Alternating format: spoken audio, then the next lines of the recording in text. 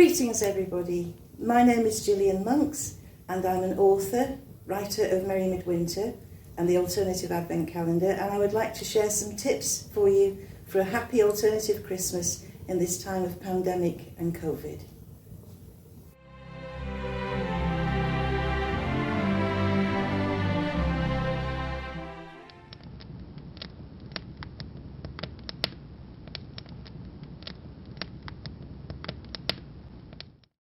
Hello. This afternoon I'm going to just say a few words about using evergreens in your house for decoration, because after all they are one of the most traditional decorations that you can get, and the feeling, the atmosphere which fresh living greenery brings into your house at midwinter can't be equalled by anything else, no matter how pretty the synthetic ones are. But I do want to say a few things about gathering evergreens, because remember they are living plants and they are the habitat of other small animals and insects, especially through the cold of the winter. So first of all, where are you going to gather them? Have you got holly or ivy, bay, mistletoe if you're extremely lucky, growing in your own garden?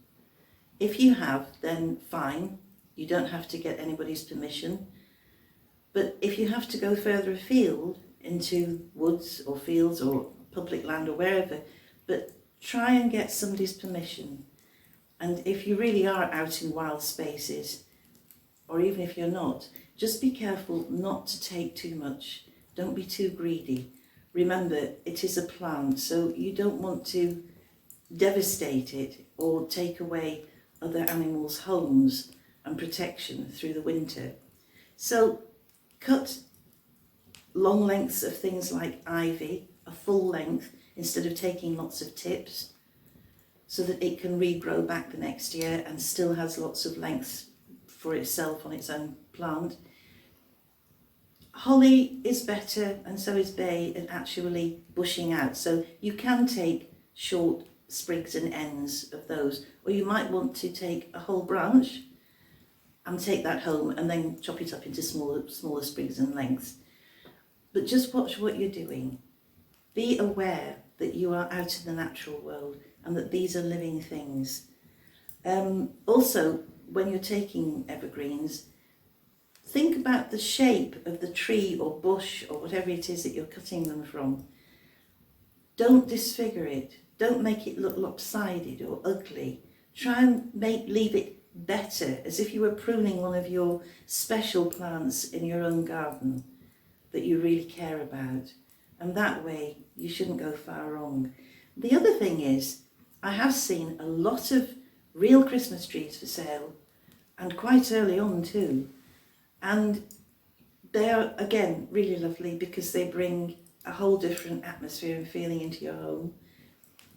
But if you buy one now that's so early, then look after it well before you take it in and set it up in your home. If you're going to take it straight in and decorate it, fine. But even so, try and find a container, whether it's purpose made and specially bought, or just a bucket, and put water in it so that the end of the living tree, because the end of the living tree is like a branch, that it is actually kept moist and in water throughout the Christmas period. If you're not going to decorate it straight away, then leave it outside somewhere cool, obviously, but also sheltered, so if it gets windy or stormy, it doesn't get battered. Out in the rain is good because that keeps it damp, and stick the end again in a bucket of water and make sure it's kept topped up until you're ready to take it indoors. These are living things. Bring the essence of living green into your life and your home at Christmas. That is one of the true things about celebrating midwinter. We took evergreens into our homes where the spirit of next spring was hiding, and kept it safe until the worst of the weather was over.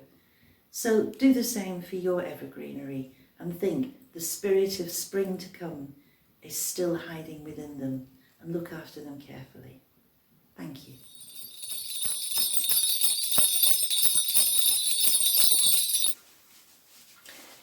if you enjoyed this, please like, comment and share. And if you want to know more, visit gillianmonks.com. Thank you.